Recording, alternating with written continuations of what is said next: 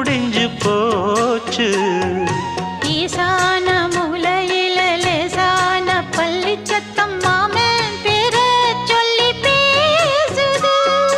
ஆறாத சோகந்தன்ன தீராம சேர்த்து வச்சு ஊரும் சேர்ந்து என்ன ஏசுது. மாமா மாமா உன்னத்தானே எண்ணி நானும் நாளும் தவித்தேனே.